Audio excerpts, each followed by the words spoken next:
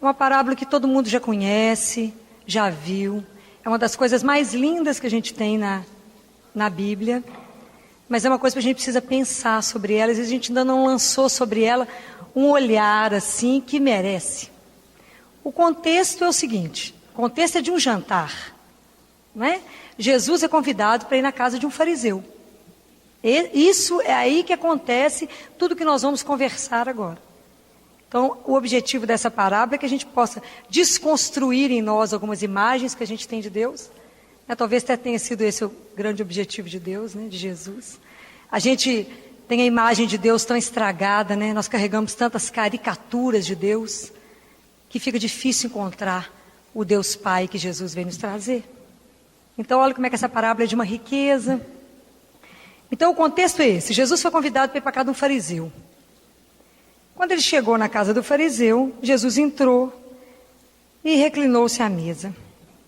Apareceu então uma mulher da cidade, uma pecadora. Sabendo que ele estava à mesa na casa do fariseu, trouxe um frasco de alabastro com perfume. E ficando por detrás, aos pés dele, chorava, e com as lágrimas começava a banhar-lhe os pés, e enxugá-los com os cabelos, e cobri-los de beijos, e a untá-los com perfume. Vendo isso, o fariseu que o havia convidado pôs-se a refletir. Se este homem fosse profeta, saberia bem quem é a mulher que o toca, porque é uma pecadora. Jesus, porém, tomando a palavra, disse-lhe: Simão, tenho uma coisa a dizer-te. Fala, mestre, respondeu ele. Um credor tinha 2 devedores. Um lhe devia 500 denários e o outro 50. Como não tivessem com que pagar, perdoou a ambos. Qual dos 2 o amará mais? Simão respondeu: Suponho que é aquele no qual mais perdoou. Jesus lhe disse: Julgaste bem. E voltando-se para a mulher, disse a Simão: Vês esta mulher? Entrei em tua casa e não me derramaste água nos pés. Ela, ao contrário, regou-me os pés com lágrimas e enxugou-os com os cabelos. Não me destes um ósculo, ela, porém, desde que entrei, não parou de cobrir-me os pés de beijos. Não me derramaste óleo na cabeça, ela, ao invés, ungiu-me os pés com perfume. Por essa razão eu te digo, seus numerosos pecados lhe são perdoados, porque ela demonstrou muito amor. Mas aquele a quem pouco foi perdoado, mostra pouco amor. Em seguida disse a mulher: Teus pecados são perdoados. Logo os convivas começaram a refletir: Quem é este que perdoa pecados? Ele, porém, disse à mulher: Tua fé te salvou, vá em paz. Palavra da salvação. Sempre que vocês lerem um trecho da Bíblia, vocês têm que analisar de alguns aspectos. Primeiro, o que a história está dizendo? De um jantar, não é? Então Jesus foi para a casa do fariseu, com outros convidados. Quando ele estava lá, chegou uma mulher, que não cita o nome dela, só cita o nome do fariseu, que era Simão. E entra uma pecadora e vai direto no pé de Jesus, fica atrás dele, chora, lava os pés, enxuga no cabelo e joga óleo. Joga um perfume. Essa é a história. Então agora vamos nos situar no contexto, né? Primeiro, Jesus aceitou um convite de um fariseu. O fariseu, teoricamente, eram os inimigos de Jesus, né? O que Jesus foi fazer na casa desse fariseu? Não sabemos, mas que ele foi, ele foi. Então nós temos que avaliar aqui as condutas. O fariseu, ele seguia a lei rigidamente, mas rigidamente. Eles eram assim, eles eram ritualistas, eles faziam absolutamente tudo que a lei mandava e obedecia cegamente à lei. Cegamente. Então, nessa casa, quando Jesus entrou, vocês já devem ter ido, não sei se vocês já tiveram essa experiência desagradável, eu já tive, de ser convidado de ir para a casa de alguém, chegar lá e a pessoa não te receber na porta. Não é péssimo? É péssimo, foi assim que fizeram com Jesus. Simão não foi receber Jesus lá, não. Jesus não falou isso com ele? Jesus chegou, entrou, a gente tem vontade de ir embora. Eu fui convidado uma vez para ir para um jantar, cheguei lá só... Eu, com meu namorado, para receber na casa de amigos, cheguei e fiquei com as flores esperando que o povo chegava. É ruim, porque isso é uma recepção fria. Não é uma recepção de amor. Não é uma recepção calorosa, né? Simão não foi lá falar: vamos chegar, a casa é sua.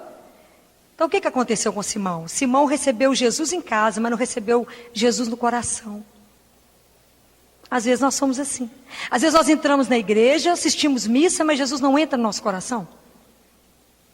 Tem aquela recepção fria, né? Nosso coração está frio, já não abre para Ele de jeito nenhum. Assim foi Simão. Aí está lá aqueles convidados, todos importantes, devia ser só gente bacana. Jesus lá no meio do povo. Por que a pecadora entrou e pegou Jesus no pé?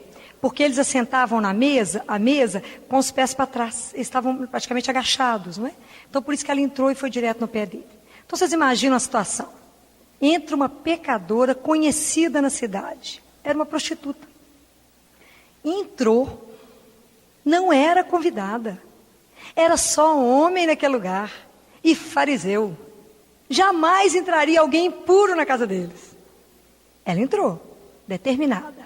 Passo firme, devia estar muito mal vestida. Aquele povo chique deve ter olhado ela, deve ter secado ela, deve ter matado ela no olho.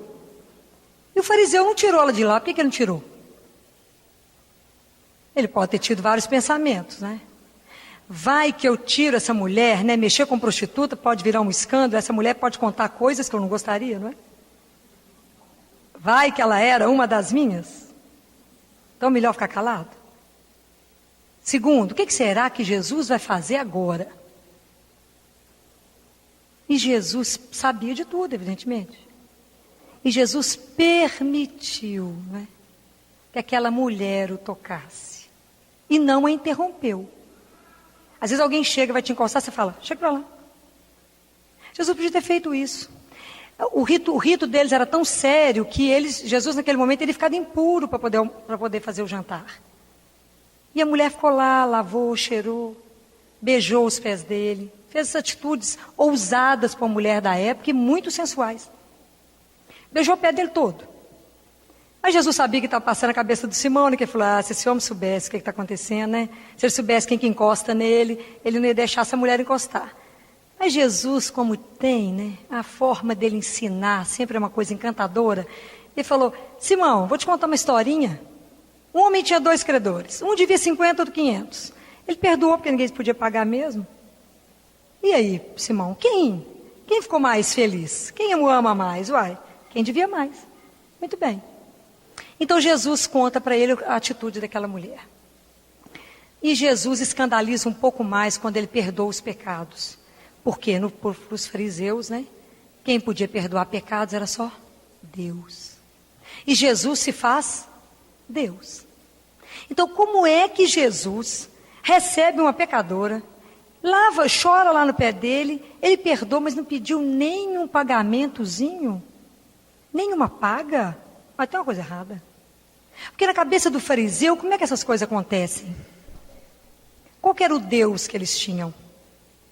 É muito Deus que nós carregamos até hoje. É o Deus que cobra, né? Não é o Deus da cobrança?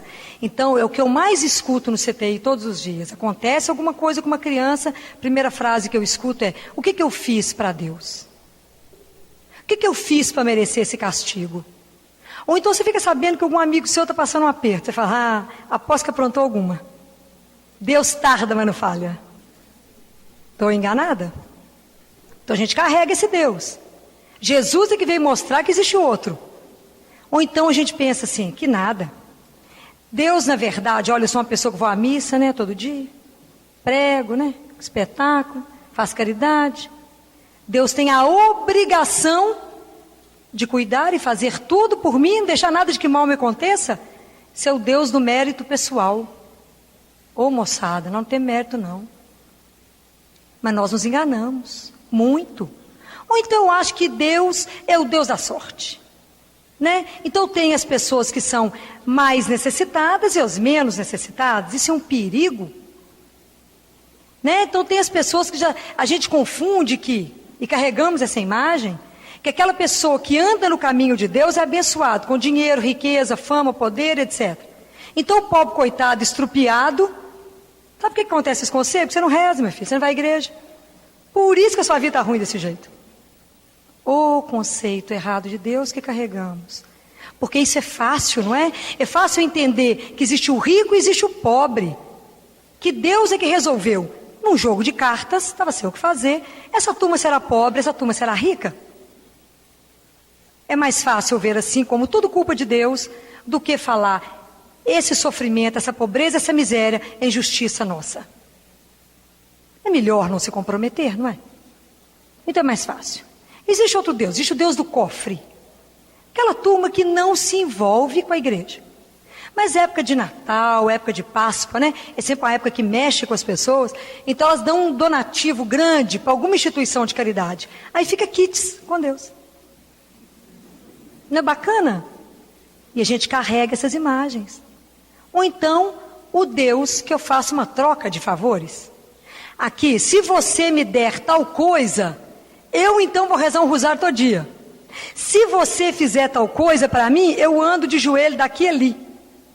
Oh, meu Deus! Como nós queremos barganhar com Deus, porque não conhecemos a imagem verdadeira de Deus. Mas aí esse Deus tem uma condição: eu só faço se Ele fizer a minha vontade. Nós fazemos isso todo dia com as crianças. Come, filhinho, se você comer eu te dou um carrinho. Fala, deixa eu morrer de fome, quero ver desmaiar. Mas é assim nós fazemos, e assim nós reproduzimos. Eu troco com Deus as coisas. Por que eu faço tudo isso? Porque eu não conheço Jesus, eu não conheço Deus Pai. Quem que veio nos contar que Deus é amor? Jesus. Jesus é essa chave. Quando Ele perdoou essa pecadora sem cobrar nadinha dela. O fariseu ficou louco, o Simão falou, mas nenhuma pombinha para matar? Nenhum boizinho, nada. Mas não é possível, Deus gosta tanto de sangue. Na cabeça dos fariseus. O Deus da gratuidade, né? O Deus que nos ama incondicionalmente. Jesus pôs algum cuidado lá para a pecadora? E fez algum senão na vida dela? Não. Ele não colocou o dedo na cara dela e falou, você está pecando isso. Ele fez isso? Não. Claro que ele deve ter falado tantas coisas a mais com essa mulher, não é? Essa mulher encontrou nele o único homem que a amou de verdade, que não tirou nada dela. Claro que essa mulher escutou ele pregar. Claro que ela escutou ele falando. Claro que ela escutou. Ele falando, as prostitutas irão preceder vocês no reino dos céus. Claro. Que ela entendeu que existia um homem ali, que falava coisas que ardiam o coração dela. Por isso ela entrou tão determinada. Eu queria ver se alguém conseguia impedir essa mulher de entrar. Ela sabia que ele trazia o Deus do perdão, do amor e da misericórdia. E nós continuamos acreditando que Deus nos castiga. Nós carregamos isso até quando? Como é que é difícil a gente entender uma misericórdia e um amor? É porque é de graça. É porque é de graça. Então a gente não consegue compreender. A gente sempre acha que Deus vai me cobrar. Tem o Deus policial, né? Aquele que fica o dia inteiro te acompanhando, né? De lupa. Tem o Deus que é juiz, que tem um livro lindo com seu nome. O dia inteiro à toa anotando só o que você fez. Deus tem mais o que fazer, gente. Deus nos criou por amor. Qual é o nosso problema? A gente vem à missa, a gente vem ao grupo de oração, a gente até escuta isso tudo, mas a gente experimenta? Não. Sabe por quê? Filho, é tudo tão bacana, tão bonito, mas eu tenho medo de Deus. Você nem sabe. Morro de medo dele. Vai que me pede umas coisas que eu não dou conta. E se eu vou perder o controle da minha vida? Você acha que ele entende negócio? Você acha que ele entende empresa? O maior empresário que existiu. Tinha 12 analfabetos, comprou Roma. 12 analfabetos, né? Ninguém sabia ler. Depois pegou Paulo, que era teólogo. Mas antes era tudo analfabeto. Jesus entende qualquer coisa, né? Mas como que a gente tem medo dele? Como que a gente tenta negociar com ele? Como que a gente tenta barganhar com ele, né? Como a gente tenta apresentar tudo que a gente faz para ele, para ver se ameniza. Se fosse assim, essa turma da igreja não dá de fazer mais nada na vida, né? Porque esse povo trabalha, estava um espetáculo. Porque nos falta consciência da dimensão do amor. Nos falta consciência de que Deus é abundante na graça. Tem um trecho no Evangelho que diz que aonde teve muito pecado, Deus superabundou em graça, em misericórdia, em amor. Mas a gente não experimenta. A gente não tem a coragem de dar o passo. A gente tem medo de correr risco. Se vocês tiverem medo de correr risco com Deus, não saia de casa, não. Porque a gente corre risco desde a hora que sai da cama. Mas a gente tem medo. A gente tem muito medo de Deus. Eu não sei por quê. Porque Ele é só amor e misericórdia. Só isso. Fala, mas tem uma coisa errada no que essa menina está falando. Gente, não pode. Ele é bonzinho assim, desse jeito? É. Mas quando a gente não tem a consciência que Deus é o nosso parceiro de caminhada. Ele é parceiro. Que Ele anda conosco. Que Ele pode nos acompanhar. Que Ele cuida das coisas da nossa vida. Já não acredita no Deus parceiro. E Ele é nosso parceiro desde que a gente nasceu, desde que Ele nos criou. O problema é que eu não tenho a consciência da parceria. Mas a parceria me dá uma responsabilidade. Que Jesus diz, eu te amo profundamente. Te dou todo o meu amor. O amor, gente, é a única coisa que nos reconstrói por dentro. Todo aquele que se sente amado é seguro. A criança que é muito amada vai ser um adulto seguro, certamente. A criança onde a infância faltou amor, vocês esperem os adultos desequilibrados. Esperem os distúrbios de comportamento. Mas o amor nos refaz, é isso que Jesus veio fazer. Ele veio nos reconstruir. Hoje, em quanta coisa você está quebrado aí por dentro? Quanta coisa hoje te agonia? Quanta coisa te preocupa? Por quê? Porque não sabemos chegar nele. Porque não confiamos nele. Na misericórdia e no amor dele. Não acreditamos. A gente acredita mais ou menos. A gente acha que Deus vai estabelecer alguma condição para mim. E é triste porque não é assim. Então isso é uma pena. Tem um trecho em primeira carta de São Pedro, capítulo 5, versículo 7, que ele diz assim: lançai sobre ele todas as vossas preocupações, porque é ele quem cuida de vós. Você acredita nisso? A gente anda atropelado o dia inteiro preocupado com tanta coisa. E não lembra dessa frase que ele diz: sou eu mesmo que cuido. Mas exige de nós, Deus quer nos dar, né? Ele quer dar todo o seu amor. Exige de nós o quê? Querer.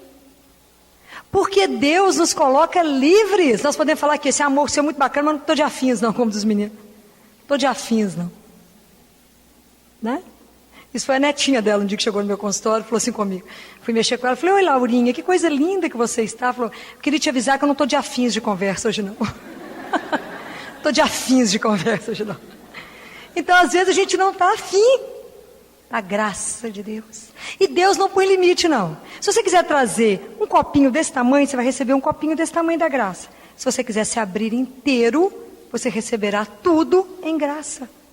Mas a gente que condiciona o que Deus quer nos dar.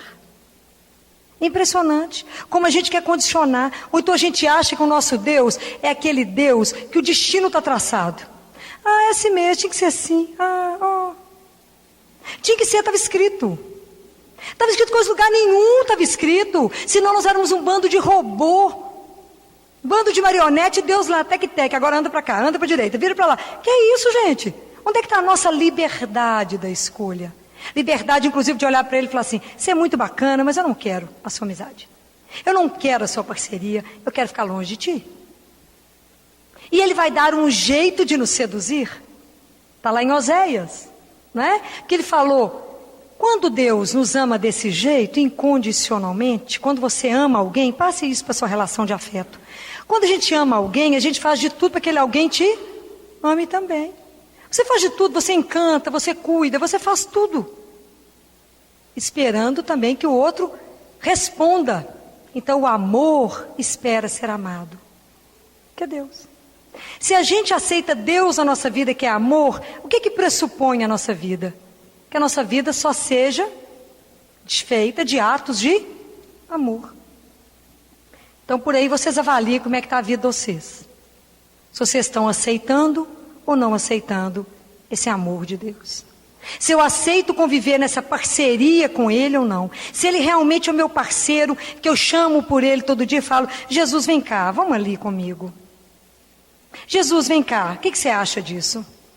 Sabe que Ele é meu parceiro? Jesus quer nos levar a entender, a viver e descobrir a plenitude do amor.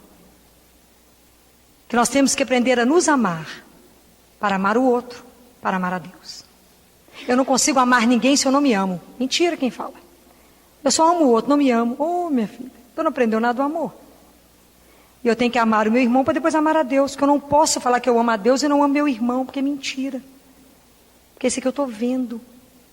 Como é que os primeiros cristãos eram conhecidos?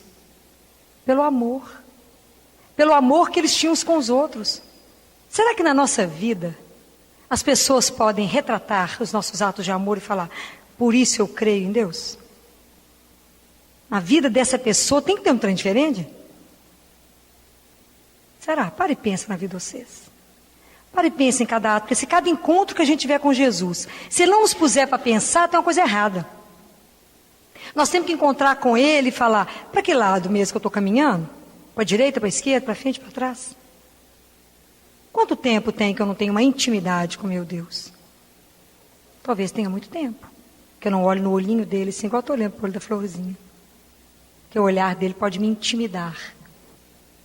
E Jesus é uma coisa tão impressionante. O amor de Deus é uma coisa que me impressiona tanto.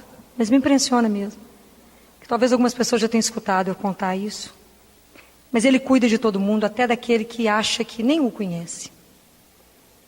E há uns anos atrás, eu morava ainda no pensionato, eu não me lembro mais se eu estava no último ano ou se eu estava na residência. E era um domingo, e eu morava no terceiro andar, porque era o quarto da bagunça, era o andar da bagunça, era o andar que eu estava. Porque a nossa turma era muito animada, eram 100 mulheres, vocês calculam o que é isso. E a minha porta então já ficava aberta, porque a mulherada ficava lá o dia inteiro. E era um domingo à tarde, eu estava com a televisão do meu quarto ligada, morava sozinha. E estava secando o cabelo, para vocês poderem entender o barulho. E eu estava secando o cabelo quando eu escutei um choro desesperador. Aí eu falei com Jesus, ei Jesus, a situação tá boa para você não, velho. Ó, serviço. Serviço para você. Mas eu queria te lembrar que hoje é domingo e é minha folga. Hoje eu não trabalho não, domingo. Foi a última coisa que eu falei, né? Claro, lógico. Porque a partir daí, eu cheguei no corredor, se alguém já entrou em corredor, em pensionato de freira, sabe? Que são corredores compridos, onde não tem nada, são portas uma do lado da outra. E eu estava de roupão de banho, com a escova de cabelo no bolso, parei na porta, no corredor. Não tinha mais ninguém, um silêncio absoluto, era domingo à tarde, silêncio absoluto. Então eu fui para a direita, né? Assim que ele me empurrou mesmo, né? Não tinha outra pessoa fazer isso comigo. Eu fui para a direita, andei 4 portas, e foi a primeira vez que eu invadi um quarto. Eu invadi, eu abri de uma vez, entrei, tinha uma pessoa suicidando. Era uma médica, e ela estava injetando 300 unidades de insulina na veia do pé. É uma mulher grande, igual vocês estão vendo, forte, fez uma luta corporal. Claro que a força não podia ser minha, né, gente? Lógico. Né? E aí ela teve um acesso de fúria. E começou a quebrar o quarto inteiro. E eu parado na porta, assim, com Jesus. Falava com ele assim, vai prestando atenção. Eu estava secando cabelo, você me trouxe aqui. Essa mulher está quebrando o quarto. Você me protege, igual a minha quebra eu. Porque você não está vendo. Nem eu, amor, tenho certeza que você está aqui. Agora me quebra. Tudo bem. Quando ela acabou, você vê como é que tudo Deus cuida, né?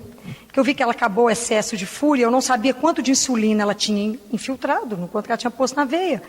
Eu abri a porta do corredor, passava uma pessoa só, que era do meu grupo de oração. Eu falei, Fabrícia, me traga água melada. O que você mais der conta de melar?